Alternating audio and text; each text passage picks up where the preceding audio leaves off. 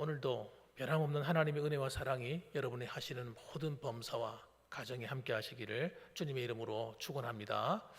저는 오늘 본문의 말씀을 가지고요, 베드로의 배신을 넘어서라는 제목으로 함께 은혜를 나누려고 합니다. 배반의 시간. 사람들은 이 배신의 전문가입니다. 나름대로 의로운 자, 의인이 있다고 하지만 정말 자기의 목숨이 왔다 갔다 하는 것에 여러분 그렇게 되면요, 아는 사람도 모른 척 할 수 있고요, 얼마든지 배신을 할 수 있어요. 여러분, 이 인류 역사 가운데 이 배신의 근원이 되는 존재가 있습니다. 그것이 바로 사탄입니다. 사탄, 마귀라고도 하는 사탄. 이 사탄은 배신의 원조예요. 한번 따라합시다. 배신의 원조. 배신의 원조. 여러분, 하나님께 대항해서 하나님의 사랑을 받던 자, 이 천사의 장으로까지 자리에 오르고 하나님을 경외하고 찬양하면서 섬겼던 그 찬양하는 천사, 그 많은 천사들에게 존경받던 천사, 그런 천사가 그 아름다운 그 지위를 버리고 하나님께 도전해서 타락해 버렸어요. 하나님의 사랑을 배신해 버렸어요. 그래서 그 성경 이사야서 14장 12절에 보면 이렇게 나왔습니다. 너 아침의 아들 계명성이여, 어찌 그리 하늘에서 떨어졌으며 너 열국을 엎은 자여, 어찌 그리 땅에 찍혔는고.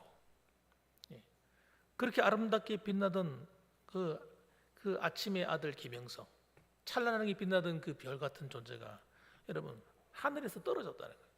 추락해 버렸어요. 하나님 배반하고 하나님께 도전하다. 네가 네 마음에 이르기를 내가 하늘에 올라 하나님의 뭇별 위에 내 자리를 높이리라. 내가 북극 지폐의 산 위에 앉으리라. 가장 높은 구름에 올라가 지극히 높은 이와 같아지리라 하는도다. 그러니까 이 사탄이 얼마나 교만한지, 자기가 이제는 피조물에 불과한 자기가 내가 하늘에 올라서 하나님의 그 뭇별 위에 내 자리를 높이겠다. 이렇게 된 겁니다. 그래가지고 가장 높은 구름에 올라가 지극히 높은 이와 같아질 것이다. 이렇게 도전한 거예요. 참 이 어리석은 여러분. 그런데 놀랍게도 이 사탄은 여러분, 자기가 했던 그 배반을 하나님의 사랑을 입은 이 인류에게도 똑같이 범하게 만듭니다. 그래서 첫 번째 사람, 이 아담이 옛뱀, 곧 마귀라고도 하고 사탄이라고 하는 이 마귀한테 속아가지고, 사탄에게 속아가지고 하나님을 배반하잖아요. 네 눈이 밝아서 하나님처럼 될 것이다, 그 말에 속아가지고 진짜 그럴 줄 알고 타락해 버렸어요. 그래서 여러분, 아담이 하나님을 배신했습니다. 하와가 하나님을 배신했어요. 인류의 역사는 그 이후로 계속 배반의 역사입니다. 그래서 노아 홍수의 사건, 그 시대에, 노아 홍수 시대에 인류가 전부 다 돌아서서요, 하나님께서 그들은 태어나서부터 시작해서 악한 것만 생각하는, 악한 것만, 얼마나 폐역한지. 하나님께서 심판하지 않을 수가 없어서 노아의 8식구 외에는 전부 다 심판해요. 노아 그 시대의 사람만 그런 것이 아니라 여러분, 그 이후에도 마찬가지예요. 새롭게 인류가 번성하면서도 신할 땅에서 인류들이 모여가지고 뭐 합니까? 바벨탑을 쌓고 또 하나님께 도전합니다. 우리도 흩어짐을 면하고 하나님 말씀 들을 필요 없다는 거예요. 흩어짐을 면하고 우리 대를 갖다가 하나님 앞에 쌓아서 하늘에 한번 도전해보자 이거예요. 그래가지고 그 당시에 최고의 기술, 건축 기술을 전부 다 동원해가지고 올라가는 거예요. 그 하나님께서 어떡합니까? 하나님께서 책망하시고 꾸짖어서 언어를 다 흩어버렸어요. 이 사람들이 한 마음 한 통속이 되니까, 언어가 같으니까 서로 막 안 되겠는 거예요. 이래가지고 안 되겠다. 그 이유는 어떻습니까? 하나님이 그래서 그 바벨탑 사건 이후에 그 메소포타미아 지역에 있는 그 갈대아 우르에서 한 사람을 선택해내어서 하나님의 나라 백성을 삼습니다. 그 사람이 아브라함입니다. 그런데 아브라함을 통해서 이스라엘 역사를 세워가시는데, 이스라엘 역사가 어떤 역사예요? 배반의 역사예요. 배반의 역사.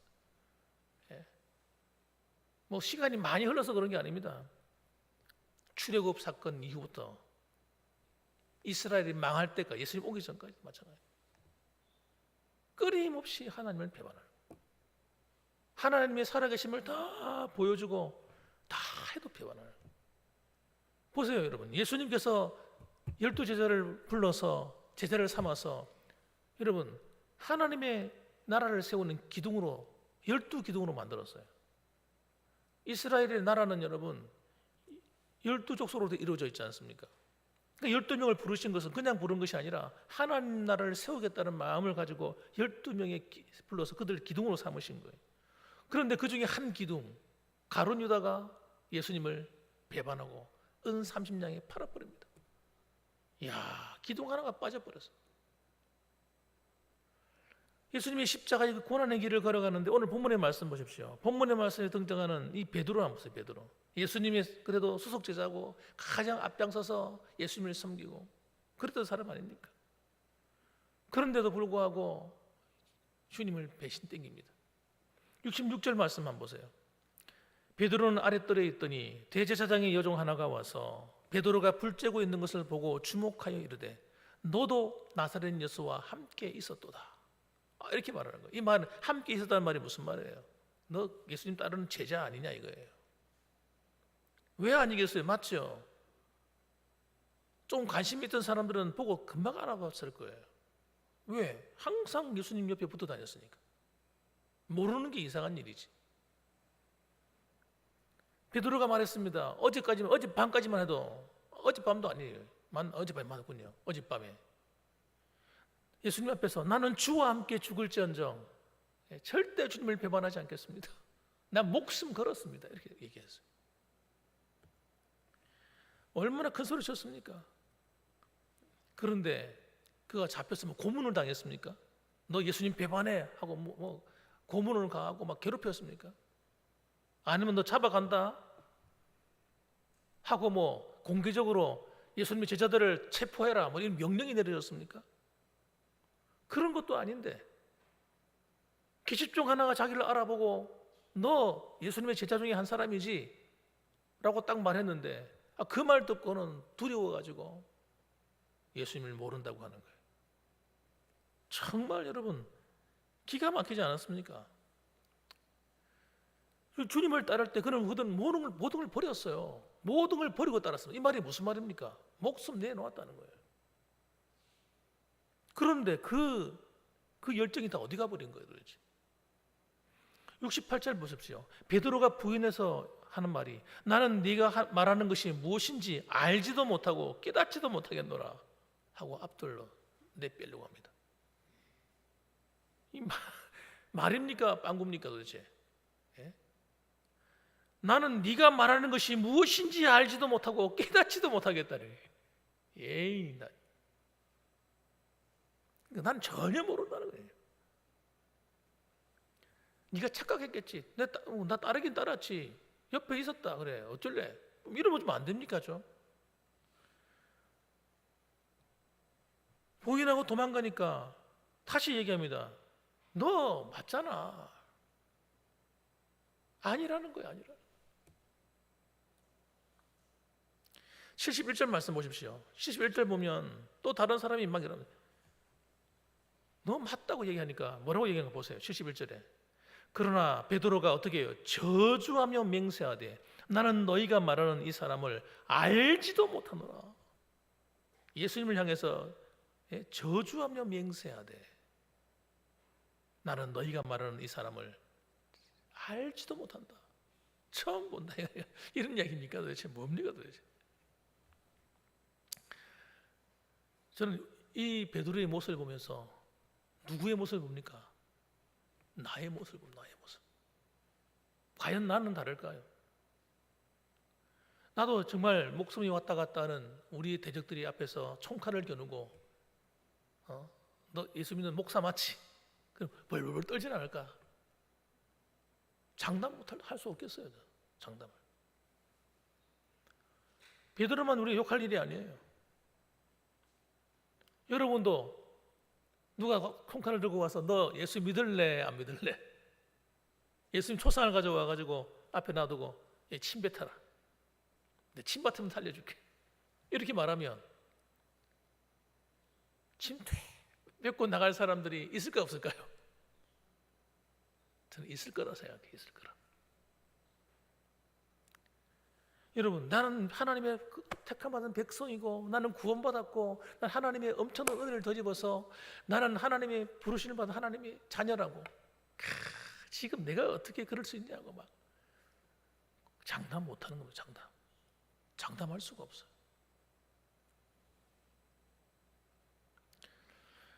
그래서 여러분, 성경 말씀을 통해서 읽어보면 성경 말씀 우리를 어디로 끌고 갑니까? 우리가 늘 깨어있는 성도의 모습으로 끌고 갑니다. 예수님께서 그래서 이 베드로를 위해서 했잖아요. 얼마나 열심히 해서 기도한지 몰라요. 베드로가 얼마나 중요해요. 앞으로 이 베드로가 교회가 세워지면 그 교회를 이끌어야 될 수장이 될 사람인데 넘어지면 안 되잖아요. 마귀한테 꼬임 받아가지고 넘어져 버리면. 그래서 주님께서 그렇게 말씀하셨어요. 내가 너를 위해서 얼마나 기도했는지 모른다. 마귀가 너를 밀가부로듯이 청구했다. 밀가부. 무슨 말로 청구했겠어요? 하나님 앞에. 하나님 보세요. 이 베드로 같이 성격 급하죠. 얼마나 급합니까? 지 마음대로 하나님의 일을 똑바로 하겠습니까? 이런 사람이. 그럼 베드로가 실수하면 안 했겠습니까? 실수할 때마다 아이고 밀가부로도 청구해달라. 이 사람 안 된다고. 그런데 하나님께서 끝까지 주님께서 이 베드로를 위해서 기도해 주신 거예요. 저는 오늘날도 다르지 않다고 생각합니다. 로마서 8장에 보면 예수님께서 하나님 보좌 우편에서 우리를 위해서 열심히 기도하는 모습으로 나오고 있잖아요. 왜 기도하겠어요? 우리의 약함을 아시기 때문에, 우리의 부족함을 아시기 때문에 우리가 믿음을 가지고 끝까지 우리가 승리할 수 있도록 계속 기도해주고 계신 거예요. 그러니까 여러분, 우리가 영적으로 늘 깨어 있어야 됩니다. 정신 차려야 됩니다. 그래서 뭐라고 얘기하냐면 예수님께서도 이 종말에 대한 말씀을 하시면서 우리를 뭐예요? 열처녀 비유 같은 거 뭐예요? 깨어 있어야 돼. 깨어 있어야 돼. 기름을 준비하고 있어야 돼. 언제 주님이 오실지 몰라. 기름을 준비하고 있어야지.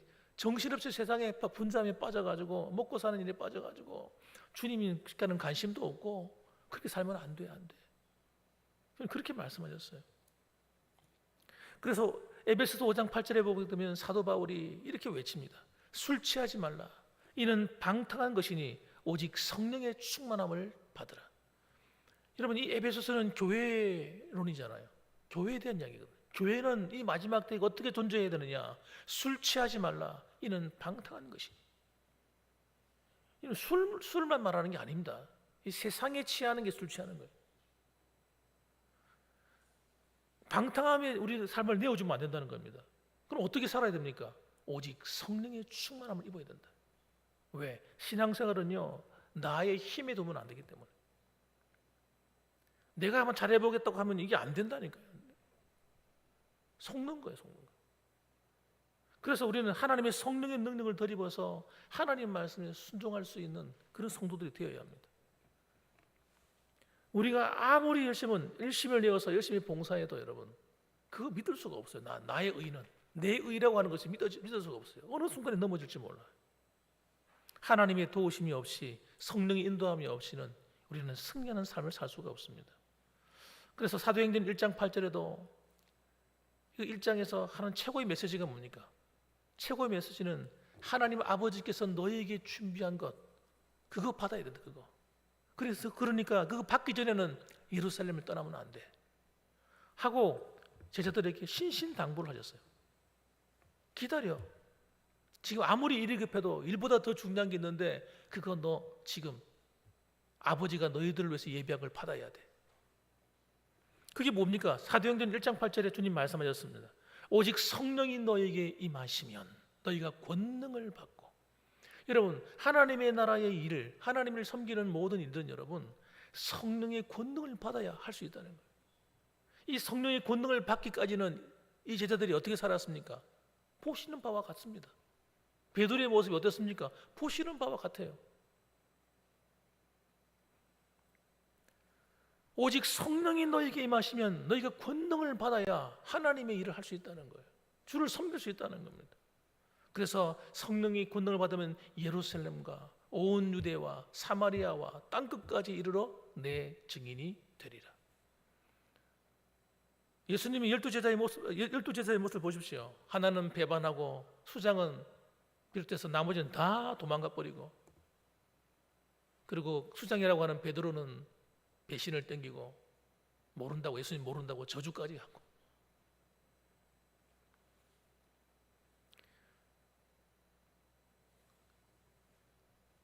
하나님 주님께서는 처음부터 그들의 어떤 자질을 보시고 하는 부르신 게 아니라니까요. 그들의 자질을 보고 불렀으면 그런 사람 부르면 안 됩니다. 고기 잡는 어부들, 성질 급하죠. 사도 요한, 베드로, 야고보 이런 뱃사람들이기 때문에 성질이 얼마나 급하죠. 우리 바닷가에 사는 이 부산에 사는 어부들, 부산 사람들 기질을 해보세요. 말하는 거 들어보세요. 얼마나 말이 급하고 말이 날카로운지. 제가 부산 영도 사람인데요. 제가 어릴 때 잠시 인천에 살다가 돌아왔습니다. 인천에 살다가 돌아왔는데 그때 언어가 서울말씨어 돼서 내려왔어요. 오는데 애들이 노르면서 하는 이야기가 욕으로 끝나는 거예요. 말도 있잖아요. 얼마나 말하는 게 있잖아요. 그냥 대화를 하는데 무서워서 이 조폭 세계에 온 게 아닌가 할 정도로 언어가 그렇게 날카로워요. 성질도 급하고. 그러니까 이 바닷가 사람들은요, 기질 자체가 아주 강하고 날카롭습니다.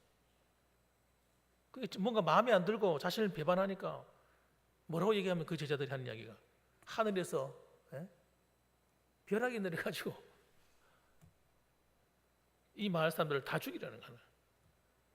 예수님께서 그렇게 말하지 못하면 막으시는데, 여러분 그런 사람들, 자질이 떨어지는 사람들이에요. 뭐 대단한 사람들이 아닙니다. 우리보다 특별한 사람들 아닙니다. 내가 볼 때는.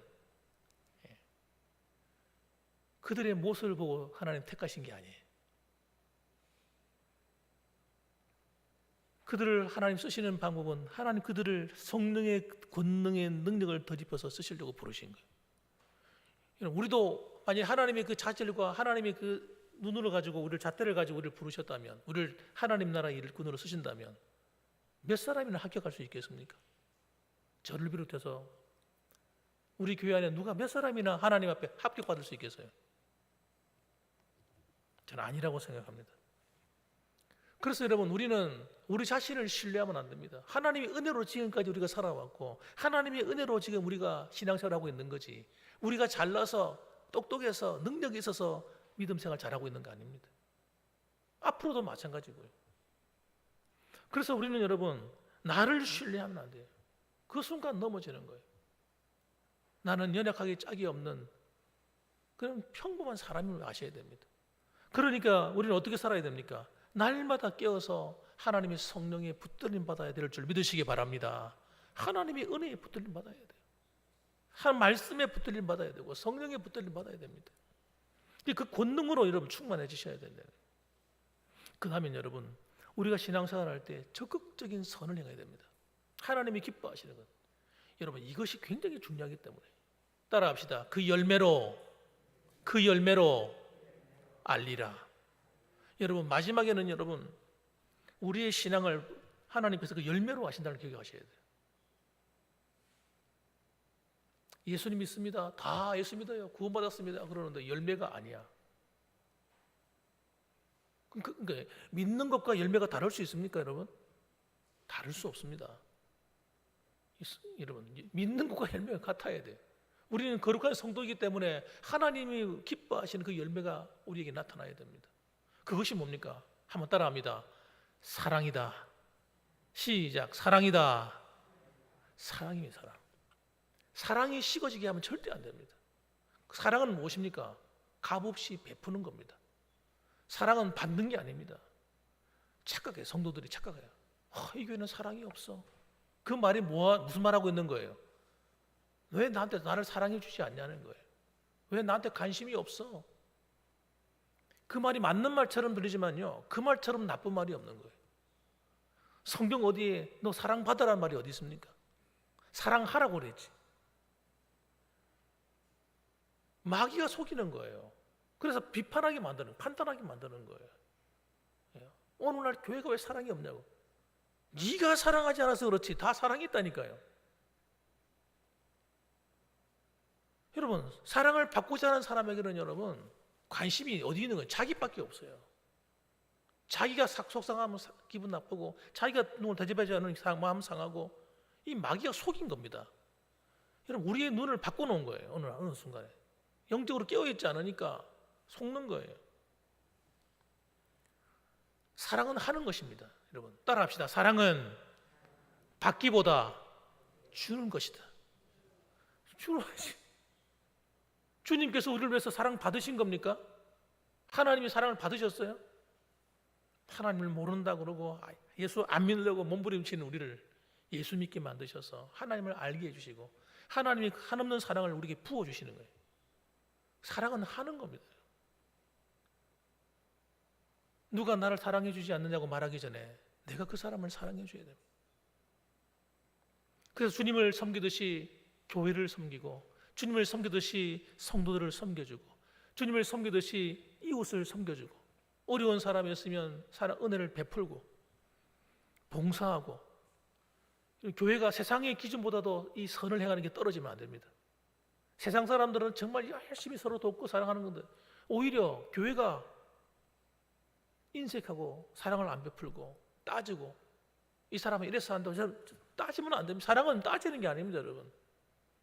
많이 베풀어 줄수록 좋은 겁니다. 보세요. 이것이 왜 중요하냐? 왜 중요하냐? 주님께서 이걸 말씀하신 거예요. 마지막 날에 하나님께서 마태복음 25장에 보면 모든 민족을 그 앞에 모으고, 다 예수 믿다고 말할 거 아니에요. 나 다 교회 다녔어요. 그런 사람들이 저 앞에 쫙 모여 있는 거예요. 모아놓고 주님께서 이렇게 말씀합니다. 목자가 양과 염소를 구분하는 것 같이, 양은 그 오른편에, 염소는 그 왼편에 하나 쫙 가르치는 그런 일을 하시는 거예요. 충격적인 사건이 벌어집니다. 앞으로 두고 보세요. 하나님 충격적인 사건이 벌어지는데 하나님께서 진짜와 가짜를 가르치는 거예요. 진짜와 가짜. 저와 여러분들은요, 이거 분명히 가슴이 새겨야 돼요. 맞구나. 진짜와 가짜를 가르치는데 이렇게 말씀합니다. 그때에 그 오른편에 있는 자들에게 이르시되, 내 아버지께 복받을 자들이여, 나와 창세로부터 너희를 위하여 예비된 나라를 상속받으라. 내가 줄일 때에 너희가 먹을 것을 주었고, 목마를 때에 마시게 하였고, 나그네 되었을 때에 영접하였고, 헐벗었을 때에 옷을 입혔고, 병들었을 때에 돌보았고, 옥에 갇혔을 때에 와서 보았느니라. 이렇게 말씀하셨어요. 아니, 너 예수 믿어? 너 구원의 확신이 있어? 이렇게 물어보는 게 아니에요. 이 충격적이잖아요. 우리가 생각하는 기준하고 다른 말하고 계시잖아요, 주님께서. 너 헌금 많이 했어? 봉사 많이 했어? 예수 몇 년간 믿었냐? 언제부터 믿었냐? 언제부터 구원받았냐? 이렇게 물어봐야 되는데, 그런 걸 물어보는 게 아니고 하시는 말씀이, 어느 주님을 위해서, 주를 위해서 주님을 섬겼다는 거예요. 주님을 위해서 주님 목마를 때 물 마셔주고, 헐벗을 때 입혀주고 도왔다는 거예요. 그래? 그러니까 의인들이 대답하여 이르되, 오른편에 있는 그들이 하는 이야기가, 우리가 언제 주님을 돌보았습니까? 언제 주님을 먹였습니까? 언제 주님께 그렇게 했습니까? 저는 기억이 안 납니다. 그런 하시는 말씀이 이렇게 말합니다. 이 작은 자 한 사람에게 한 것이 바로 죽게 한 것이다. 여러분, 주님을 죽게 한 것 무슨 말이에요? 우리가 선을 베푸고 남을 돕고 섬기고, 교회가 어려울 때 섬기고 봉사하고, 여러분 그렇게 한 것이 주님께 한 것이라는 거예요. 그 사람이 하나님 보실 때의 양이랑 양. 그런데 반면에 악한 자들, 왼편에 있는 자들 보세요. 그들 향해 이렇게 말합니다. 저주를 받은 자들아, 나를 떠나 마귀와 그 사자들을 위하여 예비된 영원한 불에 들어가라. 충격받아버려요. 예, 우리가 언제 우리 주님 앞에서 그렇게 주님을 돌보지 않았습니까? 우리가 언제 주님한테 함부로 한 적이 있습니까? 그렇게 말하니까 하는 이야기가 뭐라고 얘기했냐면, 이 지극히 작은 자 하나에게 하지 않은 것이 곧 내게 하지 않은 것과 같다. 이렇게 말씀했다니까요. 신학적인 교리로 하나님 우리를 구원을 판가름하는 것이 아니라, 우리가 정말 거듭난 성도의 삶을 살고 주님이 나에게 사랑을 베풀었듯이 나도 주님의 그 사랑을 받아서 그 사랑을 가지고 교회를 섬기고 성도를 섬기고 이웃을 섬긴 것이 우리 구원의 잣대로 하나님 보신다는 거예요. 충격적인 이야기예요. 충격적인 이야기. 그러니까 여러분, 참 하나님의 백성의 모습을 우리는 잃어버리면 안 됩니다. 지금까지 잘 해오셨습니다마는 끝까지 무엇이 우리 하나님을 기쁘시게 하는 것이고 무엇이 주님께 하는 것인지를 분별해야 됩니다. 그래서 여러분, 자기만을 위해서 살다 가면 절대 안 됩니다. 자기만을 위해서 구원받았다, 거듭났다 이렇게 말하면서 자기의 행복만을 위해서, 우리 가족의 행복만을 위해서, 나만을 위해서 살다 가면요, 큰일 나요. 큰일 나. 진짜 구원받은 사람에게 일어나는 변화가 뭐냐면요, 나를 위해 살던 삶에서 하나님을 위한 삶으로 바뀌는 턴이 반드시 일어나야 돼요. 그래서 누가 봉사하래서 봉사하는 것이 아니고, 누가 교회를 그렇게 말해서 하는 것이 아니라 그냥 내 마음속에 주를 위해서 살고 싶은 거예요. 봉사하고 싶은 거예요. 섬기고 싶은 거예요.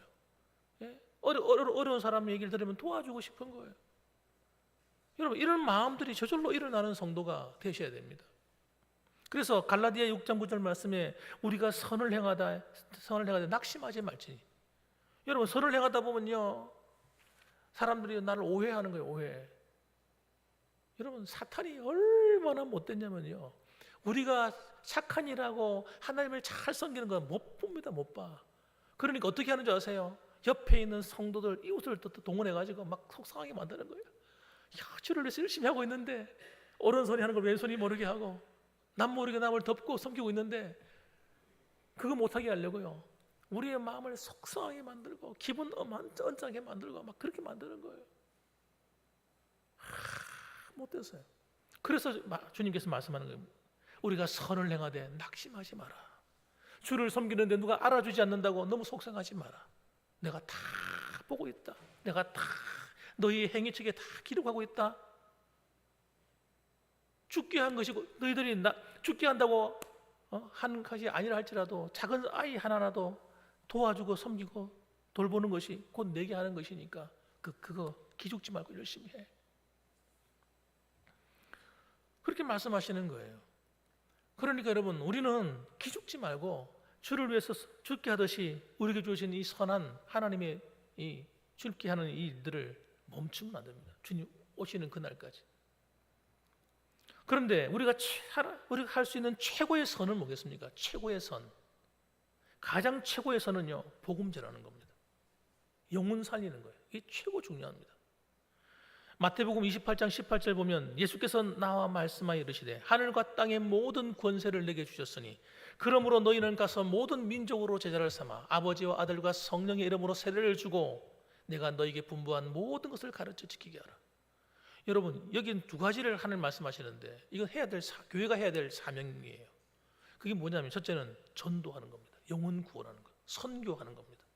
그 하나님은요, 영혼 구하는 것을 가장 좋은 선으로 생각하세요. 그래서 복음 전하는 것이 우리의 삶이 돼야 돼. 목표가 딱 돼야 돼. 절대 여러분, 나는 한 번도 전도해보지 않고 하나님 왔습니다, 이런 사람이 한 사람 오해 있어서는 안 됩니다. 나 전도할 사람이 없어, 이럴 때면 안 돼요. 우리 집안에 안 믿는 식구들부터 시작해서, 그리고 내 주변에 있는 이웃들부터 시작해서 내가 늘 만나는 사람들 다 전도의 대상입니다. 왜? 하나님이 맡겨준 사람들이에요. 내가 먼저 예수 믿게 해서 주변에 안 믿는 사람들을 붙여주신 거예요. 그 사람들. 그 사람은 절대 예수 믿을 사람이 아니에요. 그래도 전도하셔야 돼요. 책임, 그래서 영혼에 대한 책임을 하나님 나중에 물으실 거기 때문에. 그래서 여러분의 손주들 보세요. 손주들이나 자녀들 가운데도 신앙생활 제대로 안 하는 그런 아이들이 있으면요, 자주 말씀하셔야 돼요. 만날 때마다. 나중에는 늦으리. 그래서 아이들에게도 말해놔야 돼요. 나는 다른 소원 필요 없다. 나는 나한테 해주는 최고의 선물은 너희가 예수 믿는 거야. 신앙생활 잘하는 거야. 그렇게 말해야 돼. 그리고 유언을 나중에 돌아가실 때도 유언을 남기고 돌아가셔야 돼. 예. 애들아 다 모여라, 다 모여. 다 모여. 내가 정말 원하는 소원이 하나 있는데, 난 다른 것이 아니라 난 너희들이 다 예수 믿고 나와 함께 천국에서 만나는 거다. 한 사람도 그 자리에 잃어버린 사람이 있으면 안 돼. 거기 못 오는 사람이 있으면 안 돼. 우리 가족은 다 천국에서 같이 만나자. 그러고 잘 있어라. 그러고 가셔야 되지. 예. 아이고 하다가 가면 안 된단 말이에요. 죽음이 무서워가 두려워가지고 벌벌 떨다가 그러면 안 돼요. 여러분, 그건 정말 체면 다 깎이는 거예요. 믿는 사람으로서. 여러분, 우리는 죽음이 두려운 사람이 아니어야 돼요. 하나님 만나는 그날이 최고 행복한 시간, 이 세상과 비교할 수 없는 그 나라에 이르는 그때가 가장 행복한 시간 되셔야 돼요. 그 하나님 나라 들어갈 때 나보다 먼저 가 계시는 우리 신앙의 어른들이 나를 맞이해 주잖아요. 우리 동네에 나보다 먼저 가신 장로님들, 권사님들, 할렐루야 그러고 가야지. 가기 싫어가지고 이러다가 겨우 끌려가듯이 가면 안 된단 말이에요. 그러니까 우리는 여러분, 이 살아가면서 가치의 기준이 완전 달라야 돼요. 그래서 보세요. 그리고 교회는 뭘 해야 되냐면 반드시 내가 너희에게 분부한 모든 것을 가르쳐 지키게 만들어줘야 됩니다. 교회에서. 여러분 자녀들도 마찬가지예요. 부모님들 잘 기억하세요. 주님이 뭐라고 명령하시냐면 내가 너희에게 분부한 모든 것을 가르쳐서 지키게 만들어줘야 돼요. 우리가 하나님 말씀대로 지키지 않고 살면요, 전부 다 우리 신앙 엉터리 다 돼버립니다. 하나님의 축복 제대로 못 받습니다. 그래서 교회가 타락하게 되는 이유, 목회자들이 하나님 말씀을 제대로 안 가르쳐서 성도를 그 말씀대로 살지 않게 만들어주는 것은 그 교회의 재앙과 같은 거예요. 재앙과 같은 거. 목사는 다른 건 부족해도 목사의 해야 될 임무 중에 하나가 교사의 직분이에요. 교사의 직분. 목사는 하나님 말씀을 대언하고 가르쳐야 될 중요한 책임 있는 사람이에요. 찾아가가지고 뭐 섬겨주고 이건 두 번째 일이에요. 그거보다 더 중요한 게 만나가지고 재미있게 놀고 교제하고, 이거보다 더 중요한 건요, 하나님 말씀을 똑바로 가르쳐서 바르게 살도록 만들어줘요. 나중에 후회하지 않도록. 이렇게 하는 사람은 어떻게 하느냐? 전도하고 선교하고 선을 행하고 하나님 기뻐하는 일을 하잖아요. 볼지어다 내가 세상 끝날까지 너희와 항상 함께 있으리라. 하나님 그리고 약속을 딱 해주셨어요. 항상 내가 너와 함께 해줄게. 내가 너 지켜줄 거야. 걱정하지 마. 약속이, 하나님의 약속이 아무한테나 하나님 이런 약속 주는 거 아닙니다. 하나님 말씀하신 이 말씀을 가지고 순종하는 교회에게, 성도들에게 하나님이 도와주세요. 그래서 여러분의 인생은 이미 하나님께 보장받은 인생이에요. 하나님이 책임져 준다. 그러니까 몸이 좀 아프다고 너무 기죽지 마세요. 거기다가 막 목숨 걸지 마세요. 하나님이 도와줄 거예요. 건강도, 사명이 있는 사람은 죽고 싶어도 못 죽는다니까. 내가 해야 될 일이 있는데 하나님 그 일 다 끝나고 나면 하나님 데려가실 거예요. 그러니까 하나님 앞에서 이렇게 믿음으로 잘 살아서 이 베드로같이 배신 땡기는 그런 사람이 되지 말고, 우리는 정말 하나님 기뻐하는 일 많이 하다가 내게 주어진 이 사명 잘 감당하다가 주님 부르실 때 할렐루야 찬송하고 자녀들에게 아름다운 유언을 남기고 그리고 하나님께 가야 됩니다.